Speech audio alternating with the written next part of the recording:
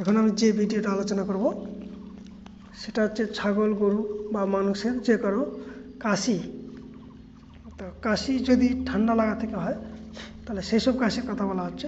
আবার অনেকগুলো কাশি আছে শুকনো কাশি, মোটামুটি এমনিতেই সাধারণভাবেই ওটা শুকনোভাবে আসে, অর্থাৎ কাশে হালকার উপরে মাঝে মাঝে যে কোনো ছাগল বা মানুষ বা গরু এমনি কাশে, অনেকের এটা থাকে। তবে সেই কাশিটা কিন্তু কোনো ক্ষতি করে না, তাতে কিন্তু কোনো ভয়ের কারণ নেই।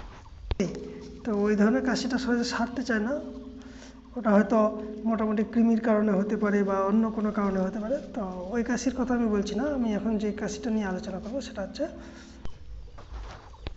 যে ঠান্ডা লাগা থেকে যে কাশিটা হয়। ঠান্ডা লাগা থেকে যে কাশি হলে সাধারণত গলা ব্যথা হতে পারে। তো গলা ব্যথা যদি হয় বা কাশিটা হয় তাহলে তোমার সে জ্বরও আসতে পারে। তো তার আমি একটা ঘরোয়া চিকিৎসা দেব, সেটা সঙ্গে সঙ্গে কাজ করবে, তোমার একদম স্পট কাজ করবে, ওষুধটা খাওয়ানোর সঙ্গে সঙ্গে কাজ করবে।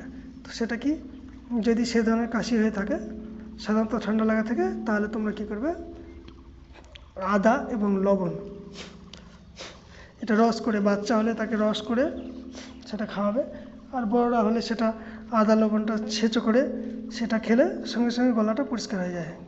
কাশির যে কফটা থাকে সেটা পরিষ্কার হয়ে সঙ্গে সঙ্গে কাশিটা নির্মূল হয়ে যায়। কিন্তু সেটা আবার কিছুক্ষণ পরে হতে পারে বা আসতে পারে। তাহলে কি করতে হবে, তাহলে দিনে মোটামুটি যদি 3 বার করে এটা ব্যবহার করা যেতে পারে, তাহলে কয়েকদিন ব্যবহার করলে কাশিটা পুরোপুরি চলে যাবে।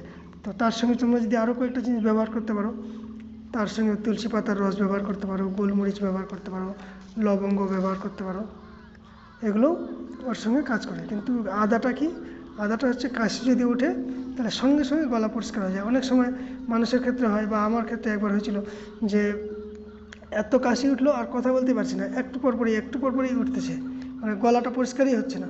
তো সঙ্গে সঙ্গে আদা আর লবণ খেলাম, ওটা পরিষ্কার হয়ে গেল। কি হয়, ব্যাপারটা হচ্ছে কফটা যেটা আছে না, ওটা হচ্ছে আদার যে রসটা, সেই রসটার মধ্যে পুরোপুরি সঙ্গে সঙ্গে ওটা দ্রবীভূত হয়ে যায়, গলে যায়, মিশে যায়।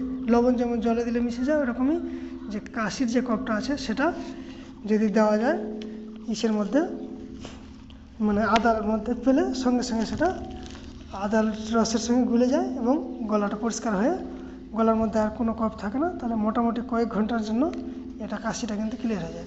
অনেক সময় দেখা যায় মানুষের বাচ্চার ক্ষেত্রে কাশি উঠলে আর থামেই না, তখন তোমরা এই রসটাকে তাকে খাওয়াতে পারো। তবে মানুষের বাচ্চা হলে সেটা মনে রাখবে, তাকে কিন্তু বসিয়ে খাওয়াবে, শুয়ায় কিন্তু খাওয়াবে না, তাহলে শ্বাসনালীতে চলে যাওয়ার একটা সম্ভাবনা থাকে।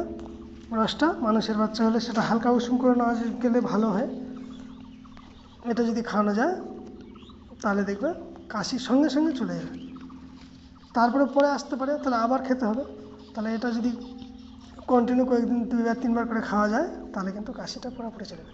তবে কারণটাকে প্রতিরোধ করতে হবে। কারণটা কি, এটা সাধারণত এই কাশিটা ঠান্ডা লাগা থেকে বা অতিরিক্ত গরম লাগা থেকে ঘেমে গিয়ে হতে পারে, ঘাম থেকে ঠান্ডা লাগা হতে পারে, বা ফ্যানের বাতাস থেকে হতে পারে। এটা সাধারণত এই কাশিটা ঠান্ডা লাগা থেকে হয়।